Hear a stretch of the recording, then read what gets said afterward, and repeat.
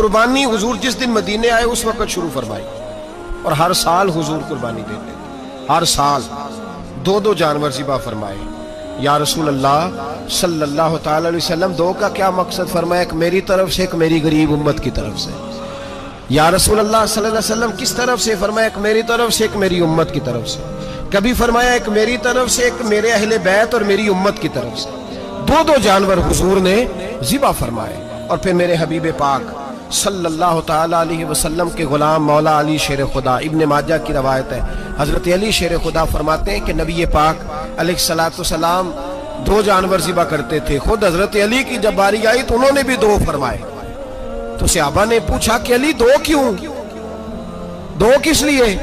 تو حضرت علی رضی اللہ تعالیٰ عنہ فرمانے لگے مجھے میرے حبیب نے وصیت فرمائی تھی کہ علی تو نے 2 کرنے، ایک اپنی طرف سے کیا کرنا، ایک میری طرف سے کرنا۔ تو میں ایک اپنی طرف سے دیتا ہوں، ایک اپنے نبی پاک کی طرف سے دیتا ہوں صلی اللہ علیہ۔ 2 جانور۔ آپ لوگوں نے سنی ہوئی ہے یہ بات کہ مہینہ کھانا نہیں پکتا تھا حضور کے گھر میں۔ حضرت عائشہ فرماتی ہیں 3 چاند اور 3 سورج اکٹھے کبھی نہیں دیکھے جب ساتھ روٹی بھی کھائی ہو، یعنی 3 دن مسلسل کبھی کھانا نہیں کھایا۔ قربانیاں کتنی دی بولیے؟ حضرت علی شیر خدا کا مکان کوئی نہیں اپنا، کوئی گھر نہیں بنایا۔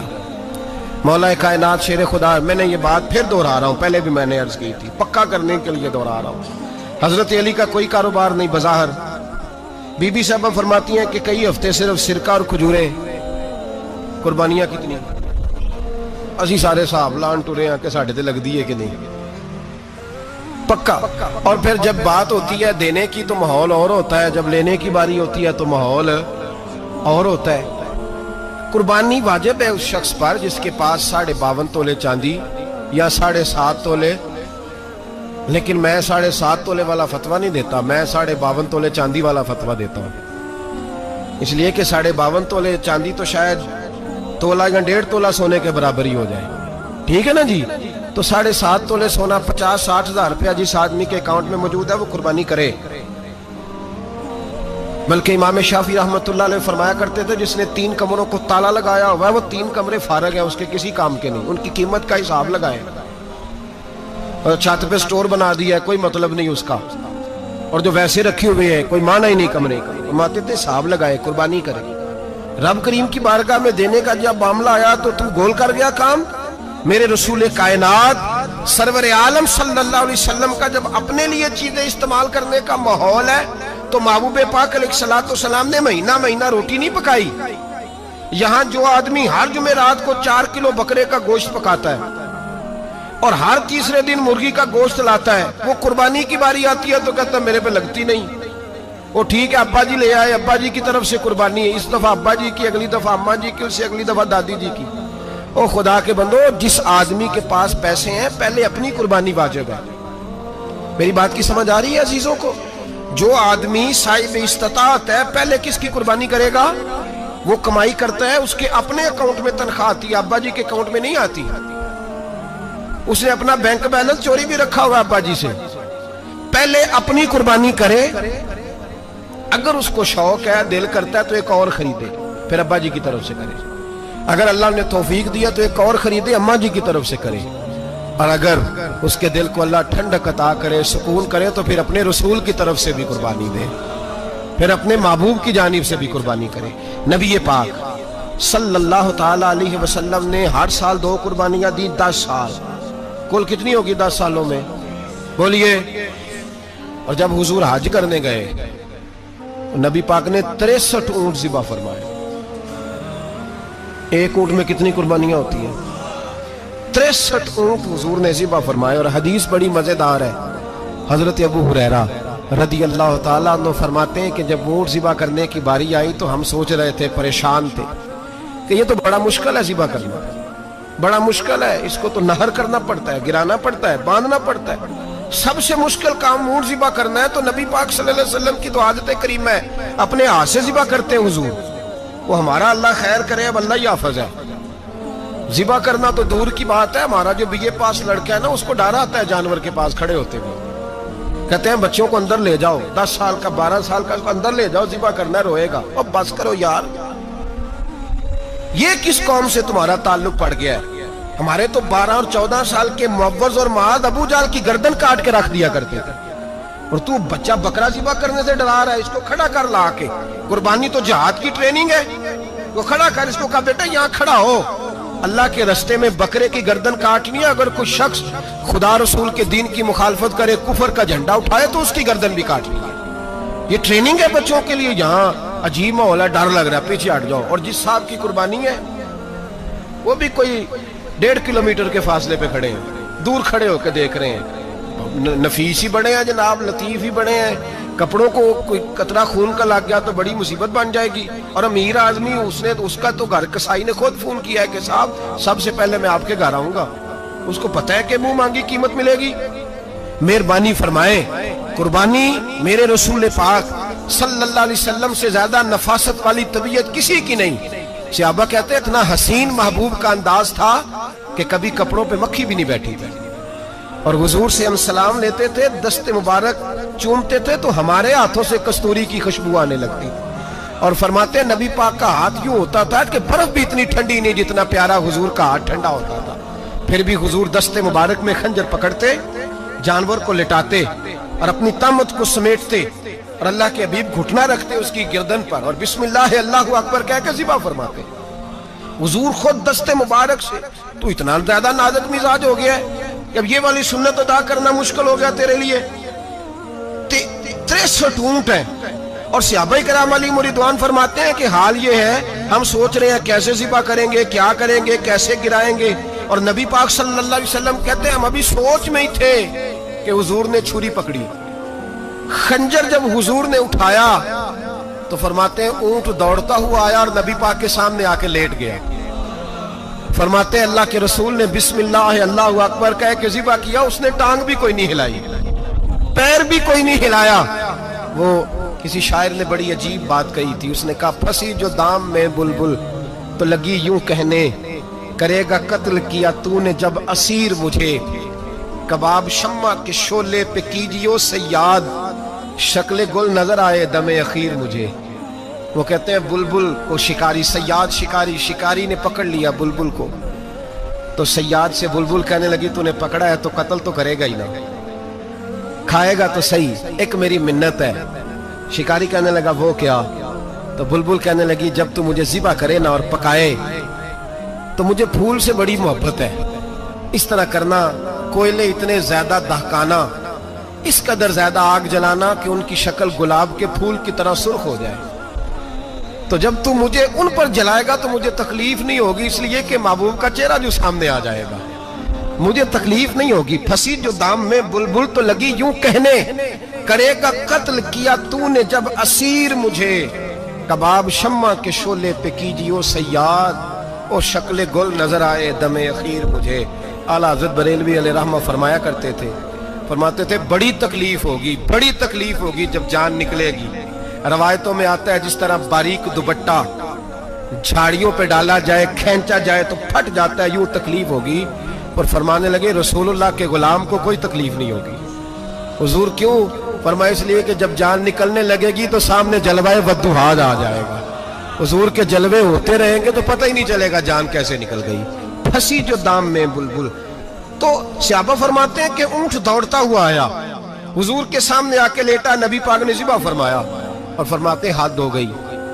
حضور نے توجہ فرمائی تو دوسرا دوڑتا ہوا آ گیا، تیسرا آ گیا۔ حضرت ابو ہریرہ فرمایا کرتے اونٹ ایک دوسرے کو دھکے دیتے تھے، پیچھے ہٹ جا، پہلے میں نے جانا ہے، پہلے میں نے جانا ہے۔ 63 اونٹ وادی منا میں حج کے موقع پر میرے رسول پاک نے دست مبارک سے ذبح فرمائے۔ ہر قربانی حضور نے اپنے ہاتھوں سے فرمائی۔ قربانی واجبات دین میں سے، ضروریات دین میں سے، اور کوئی اتنا لمبا چوڑا مسئلہ نہیں، بہت ساری چیزوں کو خود بخود مشکل کر لیتے ہیں۔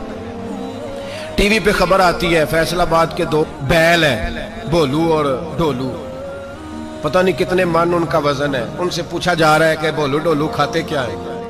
تو کہتے ہیں بادام کھاتے ہیں، مکھن کھاتے ہیں، یہ جناب پتہ نہیں ان کو دودھ کتنے کلو روز پیتے ہیں، اور بولو ڈولو بیچارے سے خود نہیں چلا جا رہا، لگ ایسے رہ جیسے وہ خود کہہ رہے ہیں مہربانی کرو ہمیں ذبح کر لو، اب تو اٹھا بیٹھا بھی نہیں جا رہا۔ او خدا کے بندو، دین کی اصل حقیقت کو سمجھو۔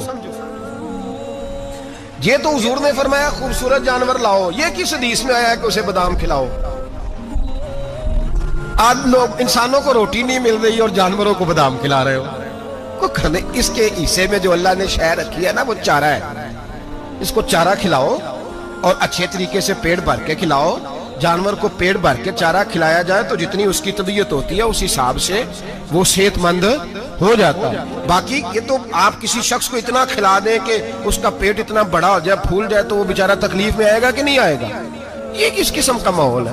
ایک بکرا بکا ہے لاہور میں اور سیٹھوں نے شرطیں لگائی ہوئی ہیں، میں 5 لاکھ کا لایا ہوں تو میں 9 لاکھ کا۔ یہ کیا چکر ہوا؟ مجھے اتنا کھلایا جی، اس کو فلاں چیز۔ یہ کس نے کہا ہے کھلانے کا؟ بادام کھانا کس حدیث میں آیا؟ کس صحابی نے اپنے بکرے کو بادام کھلائے؟ کس نے مکھن کھلایا؟ کس نے پیڑے کھلائے؟ بس کرو، عجیب تماشا لگ گیا ہے۔ اور یہاں تو اتنی بری حالت ہو گئی ہے کہ عورتیں ناچنے لگی ہیں قربانی کے جانوروں کے آگے، بیبیاں بیچنے لگی ہیں۔ اللہ کے غضب کو آواز نہ دو۔ یہ قربانی ہے کہ ہر چیز کا، مذہب کی ہر شے کا مذاق بنا دیا ہے۔ جس دین نے عورت کی اپنی قربانی بھی ہو تو اس کو ذبح کرنے کی اجازت نہیں دی، مرد ذبح کرے گا۔ جو دین کہتا ہے کہ عورت ذبح نہیں کرے گی، وہ عورت بیچ سکتی ہے اللہ کے جانور؟ یہاں جس کا میں نے رمضان میں بھی کہا تھا، پھر بات دہراتا ہوں، سارا سال ناچتے گاتے ہیں اور عید کا موقع آتا ہے تو 2-4 مولوی بٹھا کے وہ دین سکھانا شروع کر دیتے ہیں۔ کوئی پتہ ہی نہیں، کوئی خبر ہی نہیں۔ جس بوتل میں کل تک شراب بک رہی تھی اسی میں دودھ پلاؤ گے؟ جس برتن میں کل تک پیشاب تھا اس میں آج لوگوں کو شہد پلاؤ گے؟ بس کرو، یہ مذاق نہیں، یہ رسول اللہ کا دین ہے۔ نبی پاک سید عالم صلی اللہ تعالی علیہ وآلہ وسلم نے کوئی ذمہ عورت کے کوئی چیز نہیں لگائی ایسی جس میں اسے مردوں کے ساتھ شامل ہونا پڑے، اور عورت سمجھ ہی نہیں رہی کہ یہ اس کی تذلیل ہے، عزت نہیں۔ صابن بک رہا ہے تو ساتھ بی بی کھڑی ہے، شیمپو بک رہا ہے تو عورت اس کی جو ہے وہ ایڈ دے رہی ہے۔ یہ عزت ہے عورت کی؟ رسوا کر دیا تم نے ہر شے میں عورت۔ اب قربانی کا جانور بھی بی بی بیچے گی؟ غیرت کہاں گئی اس قوم کی؟ میرے رسول پاک سرور دو عالم صلی اللہ تعالی علیہ وسلم کو کسی نے آ کے کہا فلاں قبیلے کے لوگوں نے عورت کو سربراہ بنایا ہے، عورت کو آگے لگا لیا ہے۔ فرمایا تباہ ہو گئے وہ لوگ، انہوں نے عورتوں کو اپنے آگے پیشوا بنا لیا۔ جس رب نے عورت کو نبوت نہیں دی، امامت کرنے کا حق نہیں دیا، کس چکر میں لوگ پڑ گئے؟ 5 لاکھ کا جانور کس لیے لائے ہو؟ 5 لاکھ کا تفاخر کے لیے، دکھانے کے لیے؟ تو اگر 50,000 کا 60,000 کا بھی جانور لاتا تو اچھا آ جاتا، اور 50,000 کا جانور لائے تو 5 لاکھ میں کتنے آتے ہیں؟ بولے تو 10 جانور ذبح ہوں گے تو کتنے غریبوں تک گوشت جائے گا، کتنے گھروں کا بھلا ہوگا؟ ہر چیز کا چکر الٹا کر دیا گیا ہے۔ اور یہ صرف حج کے لیے ہوتی تو میرے رسول پاک ہر سال قربانی نہ کرتے، اور میرے نبی پاک قربانی دینے کا حکم۔ ایک اور بات بڑی لوگ پوچھنے لگے، کہتے جی گائے کی ہوتی ہے، بھینس کی بھی ہوتی ہے کہ نہیں؟ چلو جی اب نئی بات نکل آئی۔ حدیث پاک میں لفظ آیا اونٹ کا، نبی پاک نے فرمایا بکرا 1 سال کا، گائے 2 سال کی، اونٹ 5 سال کا۔ حدیث میں لفظ آ گیا اونٹ کا۔ آپ کو بندہ کہے پہلے بتائیں نر کا کہ مادہ کا، تو میں کدھر سے آپ کو حدیث نکال کے دوں جس میں نر بھی اور مادہ علیحدہ علیحدہ ہو؟ حدیث پاک میں ذکر آ گیا دمبے کا، مینڈے کا۔ اب باقی جو سارے جاگ رہے ہیں نا، اب غور فرمائیں، باقی ایک بکرا ہے، ایک چترا ہے، ایک دمبا ہے، ایک دیسی بکرا ہے، ایک پہاڑی بکرا ہے، تو علیحدہ علیحدہ لفظ کہاں سے نکال کے دیے جائیں؟ یہ ساری انواع ہیں، اقسام ہیں، نوع ہیں۔ اسی طرح بھینس بھی گائے کی ایک قسم ہے۔ امام اعظم ابو حنیفہ فرماتے ہیں النوع منہ، یہ اس کی ایک قسم ہے، نوع میں سے ہے، گائے کی نوع میں سے ہے۔ آپ عام لفظ بولتے ہیں تو کہتے ہیں بکرا چترا گائے بھینس، عام لفظ ہے نا۔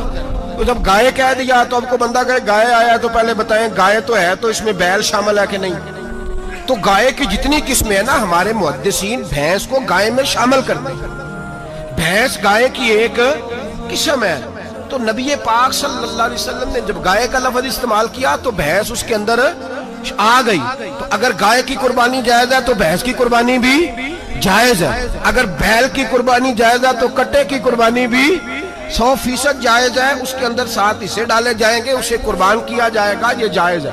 اگر آپ شرعی لفظ نکال کے دکھانے کو کہیں گے تو پھر تو بڑی چیزوں میں لوگ الجھ جائیں گے، پھر کیسے نکالا جائے گا خسی کی جائز ہے کہ نہیں، جو خسی نہیں اس کی جائز ہے کہ نہیں، فلاں کی؟ تو ان تفصیلات، ہاں بہت ساری چیزوں کی تفصیلات حدیث میں ہے لیکن ساری چیزوں کی موجود نہیں۔ اس لیے میرے عزیز یاد رکھیں، بھینس کی قربانی بھی ہوگی، گائے کی بھی ہوگی، بیل کی بھی ہوگی، کٹے کی بھی ہوگی، جن کی نہیں ان کی نہیں۔ ہم نے کبھی کہا ہرن کی قربانی بھی ہوگی یا مرغی کی قربانی بھی ہوگی؟